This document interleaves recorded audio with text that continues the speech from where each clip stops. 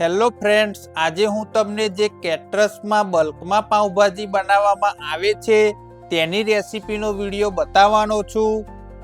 તો આપણે પહેલા બધા શાકભાજીને એક પાણીમાં વોશ કરી લઈશું। પછી આપણે ગરમ પાણીમાં તેને બાફવા મૂકી દઈશું। તો બટાકા લીધા છે 8 કિલો, ફ્લાવર લીધું છે 5 કિલો, પછી કોબીજ લીધી છે આપણે 10 કિલો। આ શાકભાજીને તમે આ રીતે બાફવા મૂકી દેવાનું છે। પછી આપણે તેમાં ટામેટા નાખીશું 5 કિલો। પછી આપણે તેમાં થોડી હળદર અને સ્વાદ અનુસાર થોડું મીઠું નાખીશું। તો મિત્રો, આ આપણી ભાજી બનાવવા માટેનું શાકભાજી બફાઈને તૈયાર થઈ ગયું છે। તો આપણે તેને એક થાળામાં કાઢી લઈશું। આ બધું શાકભાજી એક થાળામાં કાઢ્યા પછી આપણે તે પાણીમાં 3 કિલો સ્ટોરેજ વટાણાને થોડીવાર બોઇલ કરી લઈશું। અમારી પાસે તો સ્ટોરેજ વટાણા હતા એટલે મેં પાછળથી ગરમ પાણીમાં બોઇલ કર્યા હતા, પણ તમે શાકભાજી ભેગા જ બોઇલ કરી શકો છો।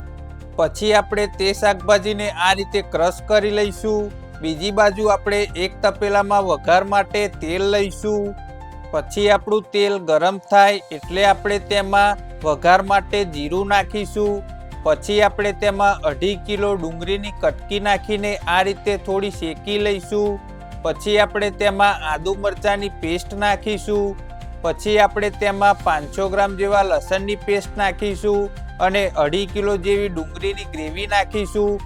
ડુંગળીની ગ્રેવી શેકાઈ જાય એટલે આપણે તેમાં 2 કિલો જેવા ટામેટા અને 1 કિલો જેવા ટામેટાની કટકી નાખીશું। પછી તેમાં 2 કિલો જેવા શિમલાની કટકી નાખીશું। પછી આપણે તેમાં 500 ગ્રામ બટર નાખીશું। પછી આપણે તેમાં સ્વાદ અનુસાર મીઠું નાખીને મરચું, હળદર અને કાશ્મીરી મરચું નાખીશું। પછી આપણે તેમાં બાફેલા શાકભાજીનું પાણી જે કાઢ્યું હતું તે નાખીશું। પછી આપણે તેમાં થોડો પાઉંભાજીનો મસાલો નાખીશું। પછી આપણે તેમાં કિચન કિંગ મસાલો, ગરમ મસાલો અને ધાણા જીરું પાવડર નાખીને થોડો લીંબુનો રસ નાખીશું।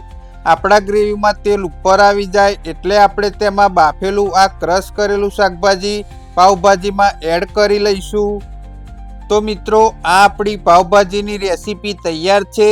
જો તમને રેસીપી પસંદ આવી હોય તો આ વિડીયોમાં લાઈક કરો, કોમેન્ટ કરો અને આ વિડીયોને તમારા મિત્રો સુધી શેર કરો। તો મિત્રો, આ પાઉંભાજીની રેસીપીનો લોંગ વિડીયો અમારી યુટ્યુબ ચેનલમાં અપલોડ કરેલો છે, તો જોઈ લેજો હો। મારું સાહેબ બોલે કેટરસ હા ખવડાવો